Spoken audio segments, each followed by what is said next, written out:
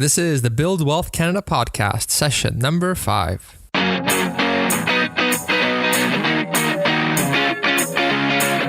Welcome to the Build Wealth Canada podcast, where it's all about becoming debt-free, accelerating your wealth, and taking control of your money. Now, here's your host, Cornell Schreiber. Hey, it's Cornell here, and welcome to session 5 of the Build Wealth Canada podcast. Now, the last few episodes as you've probably noticed, have been pretty heavy as far as real estate focused goes. I mean, basically, we've been focusing a lot on buying a home, whether you should buy a home or not in the first place. And last episode, we talked about the initial costs that you have to be ready for when you decide to purchase a home. So really, what I've been doing here is really creating a mini series when it comes to purchasing a home. And so this is going to be the last episode for now as far as our mini series on home buying goes. So we're basically going to switch gears after this episode and talk about some of the other areas of personal finance. And actually, I just recently finished our very first expert interview. And so our next episode is actually going to be with an expert about the subject of earning money on the side with freelancing. If it's something that you've always maybe been curious about or something you haven't considered, it's something that you can basically start doing pretty quickly without having to spend much time building a product, let's say, testing it, trying to sell it. It's something that many people can actually do and don't realize they can do to start earning some extra money on the side, whether you use it to pay off your debt or use it to, let's say, fund your vacations or your shopping or whatever the case may be. So that's going to be what's coming up, and then we'll have more expert interviews after that as well. Also, in other news, I actually do have a free gift for you that I just finished making. It's a guide on the top 5 personal finance and productivity tools. And the guide is completely free. And actually, the tools that I recommend in the guide are free to use as well. And really, they're just fantastic. They're tools that I've been using for quite a while now. And they really cover a whole range of personal finance subjects. So, for example, one of them helps automatically create budgets for me so I don't have to spend a long time doing them by hand every month. Or entering receipts. Another one is actually just books that I've read that have helped me get started in investing, which I highly recommend as well as the tool that I use right now to invest. Also, it includes really a source for the best financial calculators that I've been able to find to date, as well as some productivity tools that I use, both to help keep track of my personal finances, make sure nothing slips through the cracks, but also tools that you can use just for your own personal life, just to make sure that you don't forget things, that you stay on top of everything. And basically, they help you be more productive as well. So that full guide you can get for free from the Build Wealth Canada website. Just go to buildwealthcanada.ca and basically you can sign up and I'll basically email you this guide and you can check it out and let me know what you think. It turned out really, really well. I've been getting some really good feedback from it. And I thought, why not share some of the tools that I've used that have helped me be productive and help me ensure that I have good control of my personal finances. So hope you enjoy that. All right, so I look forward to seeing you there. Now, going back to this podcast, what we're going to do now is really finish off this mini series on buying a home, and we're going to cover all of the ongoing costs that you should be ready for once you become a homeowner. Now, obviously, this is a pretty critical thing. Basically, the costs that you're going to have to incur, the cash outflow that you're going to be incurring every month from just keeping a home is going to hit your budget pretty hard. It's actually likely to be really your number one expense when you factor in your mortgage payments, your maintenance, and some of the other costs that we're going to cover. It's going to probably hit you more than just about anything else. And so it's really something that's pretty critical to be knowledgeable about and to have a really good handle on, because if you mess this up, it can basically break you financially and really negatively impact your lifestyle.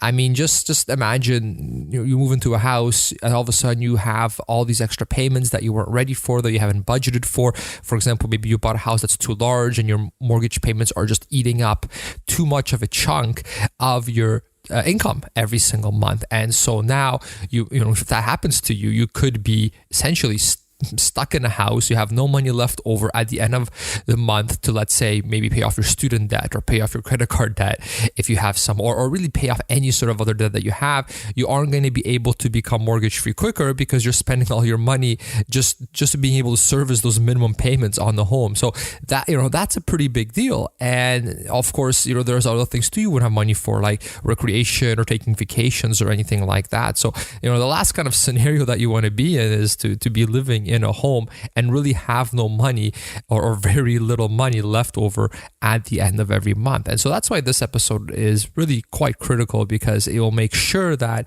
you evaluated and that you're fully aware of all the different expenses that you're going to be able to incur monthly, and so that you are able to pick the right size house for your needs, and that you don't sort of get caught up in all the hype or get emotional and buy a house, and then turns out a year later that you're basically starved financially. You're gonna have the mortgage for the rest of your life, and that you don't really, you're not gonna be able to put any money away or pay off your debt because you are paying off that house, and it's taking up basically all your income to do so. All right, so with that said, let's jump into the ongoing costs that you're going to have to pay once you have the home. So obviously the big one, the no-brainer, is the mortgage, right? I mean, unless you're mortgage free, you're pretty much going to have to pay a mortgage. Now, currently the rates are at historical lows. I'm sure you've heard this already, and that they are likely to go up in the future, okay? So you do want to make sure that you are ready for a rate increase with interest rates going up. If you have a variable rate mortgage, are you going to be able to pay for those mortgage payments? Okay. So one conservative test that I found and liked quite a bit is basically to ask yourself, what if the current interest rate that I'm paying right now, what if it doubled? What happens then? If it doubled, would I still be able to do my mortgage payments? And now, if you have a variable rate mortgage, then that's obviously something you really want to make sure that you understand and that you are ready for if that does happen. If you have a fixed rate mortgage, though, you should still think about this, right? Because if you have a fixed rate mortgage, well, eventually the term on that mortgage is going to expire. You're going to have to renew your mortgage. And if, let's say you just bought a house now, let's say you lock in for 5 years. Well, 5 years later, it's time to renew. Well, what if the rates now are double than what they were before, right? It's possible. So what happens then? If your mortgage isn't paid off, well, now you have to renew your mortgage, and you have to renew that mortgage at this higher rate that is now in the marketplace. And so you do want to make sure that you are ready for that, right? And really, so if you're buying a house, that's a reasonable size, that's a reasonable price, right? You should be able to survive that if the rates did go up so much, right? If you're really just pushing yourself to the max and buying the most expensive house you can afford and just really trying to, live it up and doing it that way, and if the rates double, well, now all of a sudden you can't pay your mortgage. You're now forced to sell your house, let's say, because you just can't make the mortgage payments, or you have to try to, start thinking of creative ways and go through all these sort of negative experiences to try to get them, get the money necessary just to pay your bills every month. I mean, that's not a position that you really want to be in, right? You don't want to live your life in stress, worrying about how the interest rates are what they're going to be doing in the future, right? So me personally, I sleep well at night knowing that even if the rates double, that, we'll be fine. Well, first of all, if you're mortgage free, you don't even care because you don't have a mortgage, right? But I do remember that once having a mortgage, when you do have that and you know that if the rates double, you'll be okay. I know that personally, that helped me sleep at night pretty well, right? I didn't have to really worry about that. Now, one interesting thing too is when you're getting the mortgage, and the thing too is, I mean, when it comes to mortgages, that can be an entire podcast episode all on its own. It could even be an entire book on its own. There's a lot to it. There's a lot of different things you can do, and a lot of things to understand. But really, one of the things that I do want to mention is that your amortization period is basically how long the loan is spread for. And so, let's say if you amortize the loan over 35 years, then if you do something like that, your payments every month are going to be lower than if you amortize by 25. Okay, so you're basically just spreading that loan over a longer amount. So your monthly rate is going to go down. You are going to be paying less money every month, but you'll be paying that lower amount for a longer period of time. And so if you're paying it for a longer period of time, then that means you're also paying interest, right? A lot more than if you had a shorter amortization period, right? So it's kind of like saying, well, if you have a longer loan, we spread out over a longer amount, we have lower payments, that's great. But over the life of the loan, we're going to be paying a lot more than if we had a shorter loan. So, that's one way that you can pretty quickly change or drastically change what your monthly payments are. All right, so that's just something you should consider when you're thinking, if you're using these online calculators and you're playing with the amortization, that is something that you do want to modify. It is something you want to play with to see what are my payments going to be depending on these different amortization that the bank can offer. Now, the other big tip of advice that I do have is, for goodness sakes, shop around for the best possible rate and the best terms. Okay, now this sounds obvious, but don't just walk into your bank and ask for a mortgage and go with that. Okay, don't just say, well, I already bank with this bank. It makes sense to get a mortgage there. All mortgages are the same anyway. Whatever, let's just go and get a mortgage at this bank because I already have my account set up there. It just seems a lot easier. Let's just go do that. Okay, that's the worst thing that you can actually do. In fact, if you just walk by a bank in general, oftentimes you'll see in their windows the different posters saying that they have this and this mortgage rate, and that this is their current mortgage rate and what you're paying for. You never actually pay that amount. You don't ever actually have to pay that amount. That amount is high. Okay, so that amount is more so that if you're just a person walking down the street, and you go in and you say, I want a mortgage, and just give me a mortgage, that's the rate that they will give you. Now, if you actually do your research and you find out that actually this mortgage industry is pretty competitive and there are many other banks offering a much lower rate, you can get that rate down significantly. Okay, so you definitely do want to do quite a bit of research just to make sure that you are getting the best rate, right? And it's not just about the rate, but it's also about the terms. So, for example, what are your prepayment privileges so that you can pay down your mortgage quicker? What are the different sort of penalties if I choose to switch mortgages? Can I move my mortgage over to a new house if I end up buying a new house, which is called porting the mortgage? So there's different terms and different things that you do also want to consider. And like I said, this is a pretty big subject on its own. So, I don't want this podcast to go on for 3 hours, me talking about the cost plus all the different details of a mortgage. So, like I said, if you do have any specific mortgage questions, definitely let me know, ask me, go to the show notes, or send me an email or comment or anything at all. Just let me know through one of the ways, and I'll be happy to help you. Okay, but in terms of the mortgage itself, you definitely do want to find out exactly when your first payment is going to be once you purchase the house, because you do want to make sure that you actually do have enough money for the first payment when that time comes around. Okay, that's very, very important, because you just spent hundreds of thousands of dollars buying a house. Well, here comes your first mortgage payment, right? When is it going to be? You want to know exactly that. So you ask your bank, or you ask your mortgage advisor, or you ask your mortgage broker, and you figure that out. All right, another big ongoing cost is, of course, the property taxes. Okay, so this is something that the agent that is selling the property that you want to buy can tell you. Okay, so property taxes, you will generally get a pretty good feel for if you're looking for a particular area and you ask each agent, well, what is the property tax for this particular house? You will get a really good idea as to what property taxes generally are in that particular area. And this is something that they should be able to provide you with no problem. It's not some sort of hidden cost that's hard for them to find, okay? An agent selling a property should be able to tell you the property tax very, very easily. But just to give you sort of a ballpark, in our particular case, the property tax we pay is a bit over $3,000. My parents, for example, live in a much larger house. They're paying like over $4,000 if I'm not mistaken. So I don't know the exact amount, but as you can see, where you are and what kind of house you have and that kind of thing, it can all be, it can change quite a bit. So it is something that you do want to figure out. All right, another ongoing cost you do want to consider, of course, is home insurance. Now, if you are a renter right now, then you probably have renter's insurance. And keep in mind that your renter's insurance will likely be significantly lower than what you would be paying if you had home insurance. So just to give you an actual real life example, we used to live in Halifax, and when we lived in Halifax, we were actually renting. And so for that particular apartment, we have really, really good credit rating. So for us, we were able to get a really low rate of $9 per month, okay, for basically rental insurance to cover everything that is in our home, or in our apartment rather. Now, right now where we live, for example, it's a $311,000 house. This was what we bought it for, and right now we're paying $58 a month. Okay, so $9 a month when you live in an apartment, $58 now that we are living in a house. Okay, now obviously that amount varies depending on your deductible. It varies depending on what you have, what you want included as part of your coverage.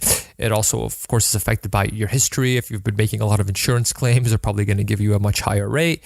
And also, it matters if you have the insurance company insure your other things, right? So in our case, we have the car insured with them as well. And, we have the rental property insured with them as well. So, we're getting a lower rate because of all these different basically all this other insurance that we have with the company, right? But this is something that you just do want to consider. So definitely budget, I would say, at least $60 a month for home insurance for your house. And you can very quickly probably get a quote as well if you call your insurance company just to get a ballpark figure.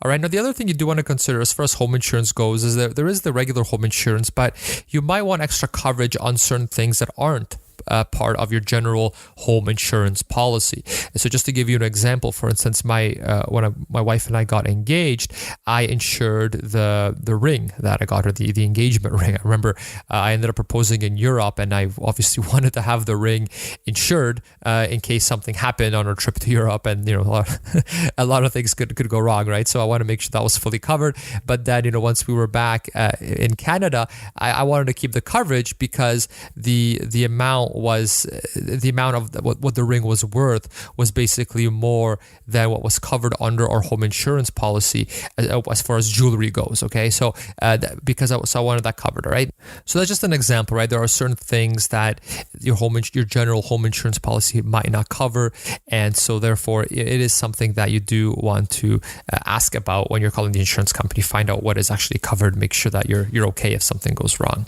Okay. Now, the next thing that you do want to factor in are your utilities payments. Okay. Now, if you're renting right now, then maybe these were already included. And obviously, when it comes to utilities, it's going to vary by house size, right? I mean, if you live in a mansion, obviously your heating and electrical costs are going to be a lot higher than if you live in a small, one-bedroom apartment and have to pay for utilities. Okay, so keep that in mind that it does vary quite a bit. It varies depending on how efficient your house is as well at, let's say, maintaining the heat, for example. All right, but just to give you an idea, for example, in our current house, we basically have, ours is, I think, about 1,300 square feet, something like that. We pay about $120 a month on average for water and gas. Now, during the winter, it's more than that. During the summer, it's less than that because obviously there's the heating expenses, right? In the winter, we need the heating, so we're using the gas, so it can be more than $120. But just to give you an idea, that's kind of the amount that we pay. For electricity, currently we're paying about $60 a month. Okay, more in the summer because we use air conditioning, less in the winter because we're not using air conditioner. Okay, so once again, this is just to give you a rough idea. If you are, we're in Kitchener right now. If you're in a different city, maybe you live in a different size house, you want to get a better idea. Well, you could always ask your friends who maybe live in comparable houses, or ask your parents, see how much they are spending, just to get a ballpark for your area, what it costs in terms of water, gas, electricity. Okay, but those numbers I give you were my own, and hopefully that at least gives you somewhat of a ballpark figure. Okay, I noticed that when you look up these things online, people don't often really give specific numbers, so you kind of have, like, I realize it varies, but it's nice to have at least somewhat of a ballpark figure, right? Like, what is water and gas? Is it $300 a month? Is it $50 a month? It's nice to have at least somewhat of an idea, right? So hopefully that is helpful to you. The other thing you want to consider or take into account is the water heater rental. Okay, now in some houses that water heater might not be a rental, in which case you just have to worry about repairs or replacing it when it gets too old. For other places, like in our house, our past two houses, I would say, we had rentals, and so it can be anything from $10 a month for a water heater rental to over $30 a month. It depends on the water heater, and it depends where you're getting it from and all of that. But this is just to give you an idea that this is an extra cost that you do have to take into account. And like I said before, with all these numbers, definitely feel free to ask your friends, ask your family, anyone that lives in the area that you are thinking of moving into, and that should give you a pretty good idea. Just make sure that you're not comparing a mansion to a really, really small house, right? If you're using if your parents live in some mansion and then they have the pricing there, well, yours are probably going to be lower. You can use their numbers if you want, and then at least you have a very conservative estimate with a really nice cushion. At the same time, when you're going to view a new house that you want to buy from an agent, then of course you can ask them as well, and the previous owners of that house will hopefully be able to tell you roughly how much they're spending on the different utilities. Now keep in mind though that this number is probably, there's a chance that this number isn't all that accurate, right? The agent's job is to sell you the house, right? So they have that incentive to make this number as low as possible. So are they going to give you an actual average, or are they going to give you the number, the lowest number for that they paid in that particular year, right? So they give you some, how much the gas was, for example, in July when you don't use any heating, right? So keep in mind that there is a bit of a conflict of interest. Same with if you ask the owner selling the house, right? They're not going to tell you, oh yeah, this house is really inefficient in terms of maintaining heat. So yeah, we actually pay a lot for our gas heating. They're obviously, they're not going to tell you that kind of information, right? So just keep in mind that the numbers that you do get from the selling agent and the numbers you do get from the owners, they may not be that accurate. I'm not saying that everyone is lying and out to get you or anything like that, but just keep in mind that they have a really big financial incentive to make their house look as good as it can possibly look, right? And making it seem like it's very inexpensive to run. And at the same time, some people just don't keep track very well of things like that, right? They don't keep their finances in check. They don't know exactly how much they're paying. So they might just remember some bill they saw 2 months ago for their electricity bill, and they just give you that price, right? So just keep that in mind for sure. Also, if you are buying, we're talking about buying houses here, and I've been sort of talking about buying a freehold house, but if you're buying a condo, then of course there are condo fees associated with that as well. These are ongoing fees that you will have to pay. And so keep that in mind as well. Make sure you factor that into your ongoing house cost calculations. Okay, now no discussion about ongoing home costs would be complete without, of course, talking about home maintenance and what it costs to actually maintain your home. So for example, all the repairs, all the different upkeep that you have to incur on a year-to-year basis. Now, obviously, if you're renting, you generally don't have to worry about things like that. You don't have to worry about the roof leaking and having to pay to replace it. You don't have to worry about updating the plumbing in your entire unit, right? This is something that the landlord will take care of. And of course, once you move in to become a home owner, all of a sudden, these are things that you now have to concern yourself with. And so I looked at several different sources to get a good idea as to what the ongoing repairs are. For example, real estate investors, who I like to sort of use to get a professional opinion on what certain things cost and what the best practices are. Well, a lot of real estate investors, they'll actually use a percentage of their rent that they're collecting to help budget them for basically maintenance costs. Now, for us, that's not very helpful necessarily, because this is for a primary home. We're not renting it out. And so we're not going to base it off rents, let's say. I guess technically you could try to do the math that way. But I think there is a better way for us homeowners. I looked at the CMHC website, which is another reputable source, but they didn't really go into too much detail on this. And basically what they said is that you should use 5% of your take-home pay and basically allocate that towards your annual maintenance costs. Now, personally, I didn't really like this too much because it didn't really go into much detail. It doesn't really take into account how large your house is and how old your house is. Obviously, much older. If you move into a 100-year-old house, chances are you're going to require a lot more maintenance than if you move into a house that is just a few years old, let's say. So I think the age of the house, the size of the house, these are things that are pretty important to consider.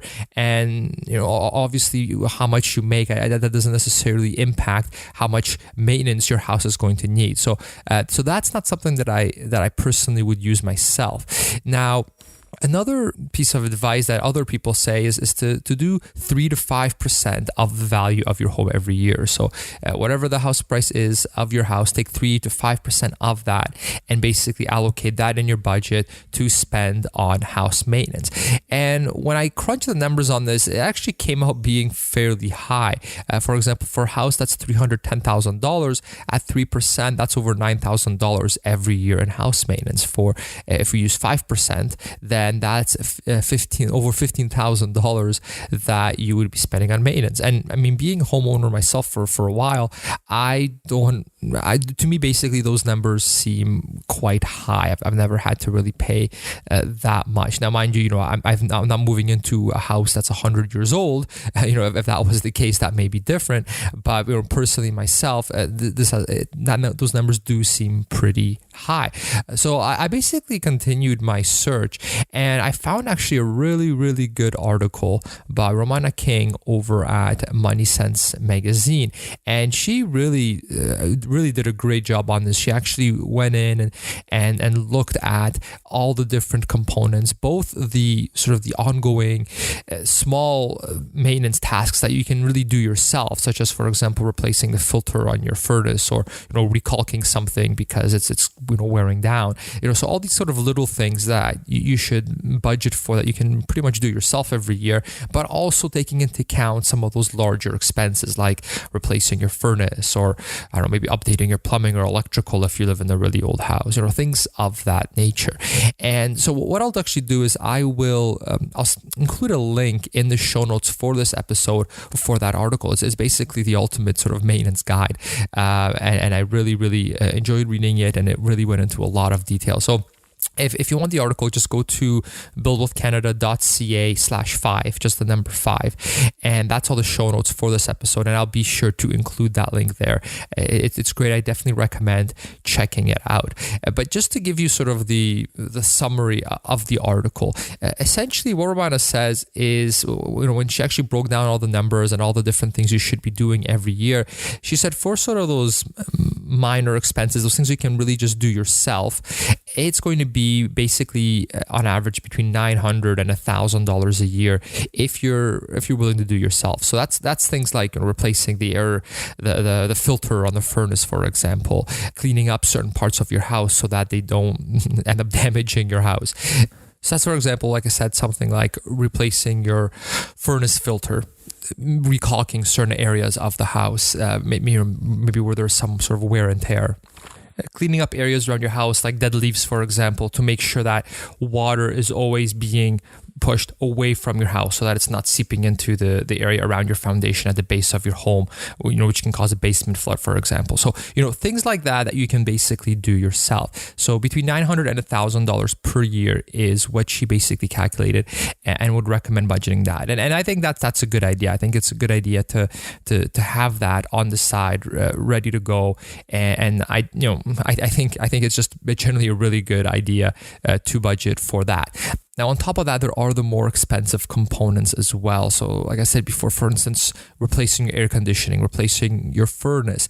Maybe there's some issue with your electrical that needs to be replaced, right? Some foundation issues that need to be to be resolved, right? Some of these really expensive things that, as a house gets older and older and older, these are things that you're going to have to start paying money for. Replacing the roof, for example, is another very big, expensive example that you should take into account.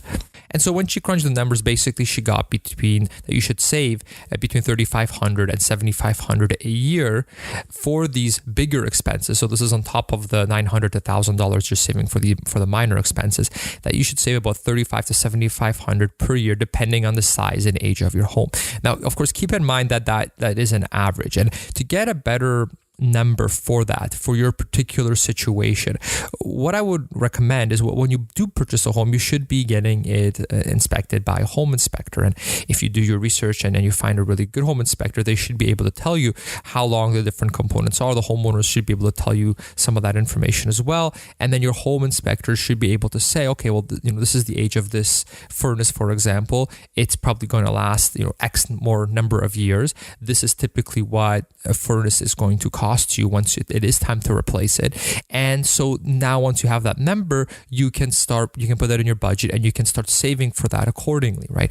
If it's if your furnace is good for another 10 years, okay, well, maybe you don't want to start saving for it right now, but maybe your roof is going to need replacement in the next 3 years, right? So maybe you do want to start putting away a little bit of money here and there, just so that you have that money set aside ready to go once that expense occurs.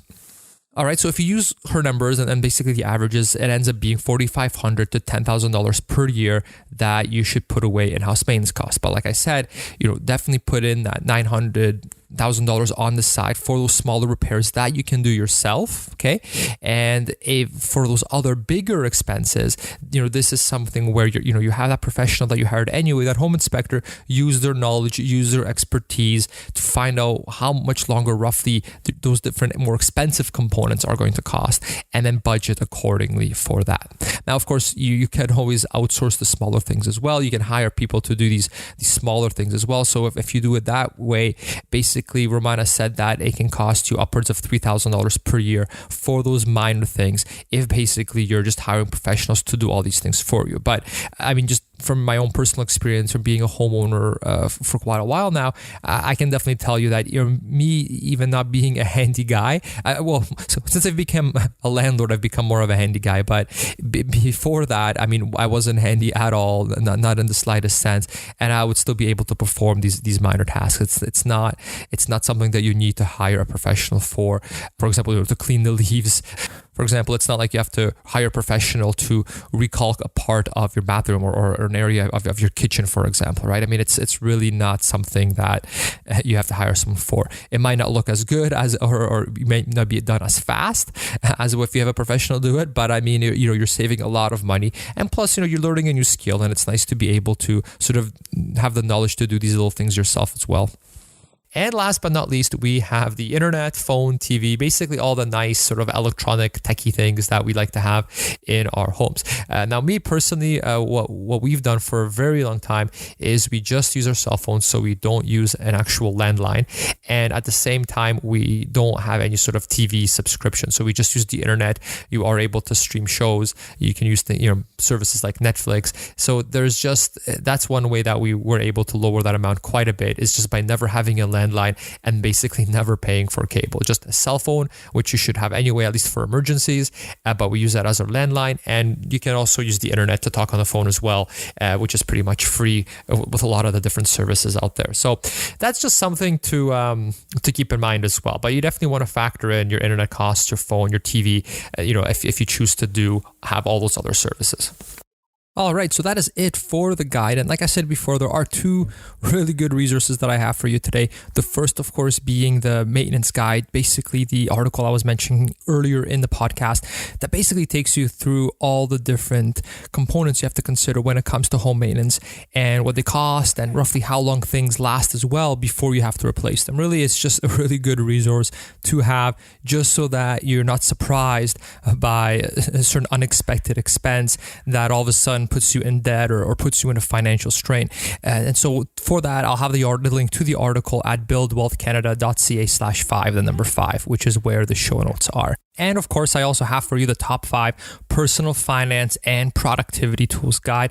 It's completely free on the Build Wealth Canada website. And really, this guide I just finished, and it contains all the different tools that I use that cover a whole range of personal finance areas. So for example, the tool I use to help me automatically create budgets and download all my transactions so I don't have to sit there, entering receipts and drawing up a budget by hand. And some of the books I've read as well that have helped me get started in investing that I think would be very helpful to you. And also some of the financial calculators that are available out there, some of the best ones I found that you can really use to plan your retirement, plan your investments, plan your home purchase, just some really fantastic tools in there. And of course, several productivity type tools as well, just so that it helps you stay on top of the game, stay on top of your personal finances, make sure that you are managing and controlling your money properly, and that, expensive things aren't slipping through the cracks, basically. So great tools. They're all free as well. You can try them out. Check it out at buildwealthcanada.ca. All right. So I hope you enjoyed that. I hope you find a lot of value from those resources and from this episode. And I will see you in the next episode. All right. Take care. Cheers. Thanks for listening to the Build Wealth Canada podcast at www.buildwealthcanada.ca.